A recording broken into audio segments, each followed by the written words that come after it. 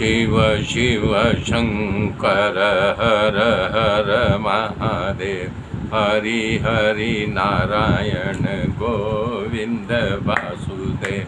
हे शिव शिव शंकर हर हर महादेव, हरि हरि नारायण गोविंद वासुदेव।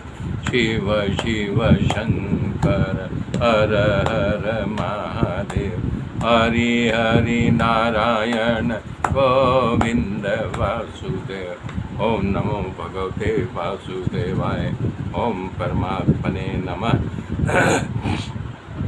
मेरे मित्रों में बताया था कि तब ध्रुव जी नारद जी से कहते हैं कि हे बाबा, मुझे बताइए कि मैं कहाँ जा कर के तपस्या करूँ, वो जगह बताइए, और ये बताइए कि किस प्रकार का मैं कौन सा निकी रूप से करूं, किस तरह भजन करूं, क्योंकि मैं भी बालक हूं। और मुझे गुरु मंत्र दीजिए कि जिससे मैं जिस मंत्र का जाप करूं तो भगवान मुझ पर प्रसन्न हो।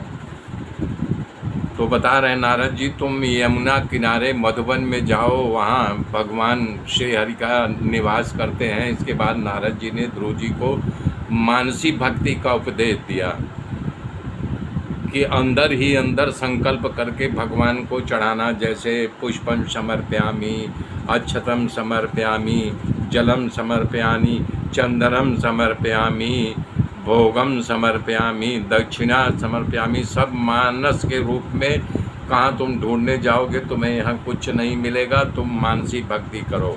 और बताए द्वादश अक्षर का ओम नमो भगवते वासुदेवाय। तब जब मंत्र दे दिए तो ध्रुव जी नारद जी का परिक्रमा किए, उन्हें फिर दंडवत प्रणाम किए और यमुना जी के किनारे उनसे विदा लेकर के मधुबन में जाने की तैयारी किए। इधर नारद जी जो है राजा उत्तानपाद के राजमहल की ओर बढ़े।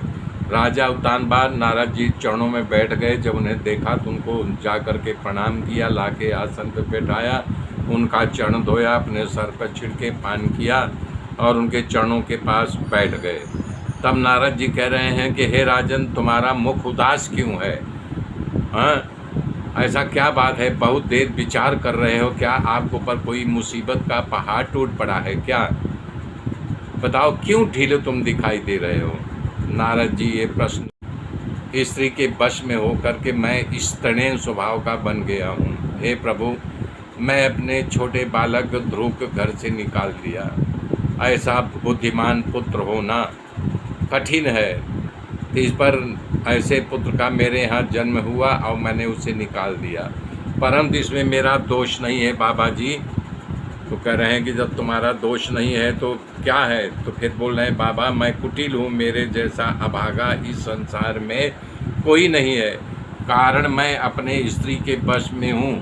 वो छोटा बालक मेरे गोद में बैठना चाहता था, तो मैं जब गोद में बैठाना चाहा तो वो हमारी पत्नी ने मना कर दिया और उसको कड़वी बाड़ी बोली, तो इसलिए वो उसको निकाल दिया। बेचारा जंगल में क्या कर रहा होगा, कहाँ सोएगा, क्या खाएगा, कोई हिंसक प्राणी उसे खा तो नहीं गया होगा न। ऐसा उत्तानपाद ने नारद जी का पैर पकड़ के कहा, बाबा मेरा ध्रुव सलामत मिले, ऐसा कुछ करो। नारद जी ने कहा, हे राजन, तुम अपने ध्रुव की चिंता ना करो, उसकी रक्षा करने वाला भगवान है। उसे रास्ते में तुम्हारा ध्रुव मुझसे मिला था। राजा उत्तानपाद ने कहा कि हे प्रभु, आपको हमारा पुत्र मिला था तो आप उसको ले क्यों नहीं आए? राजा ने कहा, हे बाबा, उसे क्यों नहीं लौटाया? नारद जी ने कहा, मैंने उसे खूब समझाया परंतु माना नहीं, वो अपने निश्चय पे अडिग है। तब राजन ने कहा कि हाँ, बड़ा जो है संकल्पमयी पुत्र है और ज़िद्दी स्वभाव का है, लिया हुआ हट छोड़ता नहीं है। नारद जी ने कहा कि हे राजन, अब आप उसकी चिंता न करो, अब तो उसको परम पद की प्राप्ति होगी। साथ में तुम भी उपासना करो, रोज दूध भात खा करके ओम नमो भगवते वासुदेवाय मंत्र का आप भी जाप करो। इस तरह से नारद जी को भी नारद जी ने उत्तानपाद को मंत्र दिया और वही द्वादश मंत्र का जाप करने के लिए कहा। तो चिंता नहीं करो, इधर ध्रुव जमुना के पवित्र किनारे पर आसन करके मधुबन में भगवान का भजन करने बैठ गए। मेरे मित्रों, आगे की गाथा कल जोड़ूंगा।